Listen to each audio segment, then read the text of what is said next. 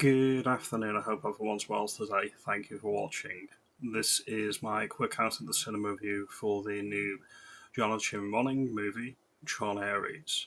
This is the third in the series, following on from 2010's Tron Legacy and the original movie in 1982. It stars Jeff Bridges, Jared Leto, Gillian Anderson, and Evan Peters, to name a few.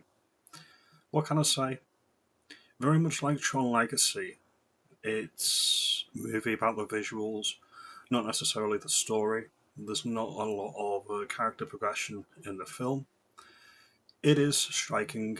The visuals are awe-inspiring in places. It has a soundtrack by Nine Inch Nails. Now, the previous movie had a score by Daft Punk, and it's one of my favourite soundtracks in a film ever. This one's not mellow, the soundtrack that is. The movie is grating against the soundtrack. It's not a perfect marriage like it was with the previous film. The performances, to a degree, do save it, though. Jeff Bridges is always great. Standouts for me were Gillian Anderson and Evan Peters, their dynamic and their relationship. I can take or leave Jared Leto. Sometimes he brings in shockingly awful performances, and sometimes he brings in shockingly brilliant performances. This one's mid, and I can't really say much more about it without giving too much plot detail away.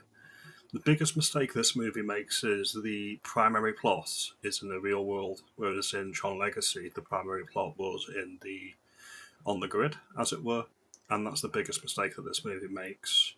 The action is well paced and it's well timed.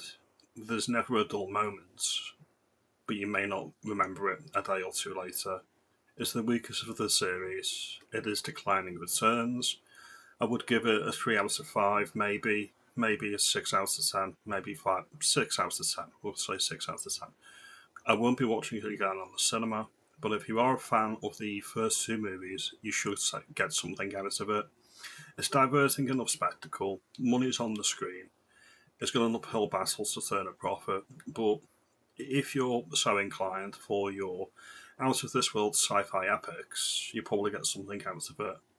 Go in with muted expectations. I went in with really, really low expectations because there's been a lot of negative reviews online. So when your expectations are tempered in that way, generally speaking, it passes those expectations because you wasn't expecting much from it. And that's exactly what happens here in my view. So it's a soft recommend, especially if you're a fan of the first two movies. Another mistake is it should have been a direct sequel to Tron Legacy in my view. If I was directing this movie, it would have been a direct sequel to Tron Legacy. I do prefer that movie. So it's a soft recommend. It is a bit disappointing. If you like this video, give me a thumbs up, give me a like and subscribe, and I'll see you in the next video. Have a good evening and thank you.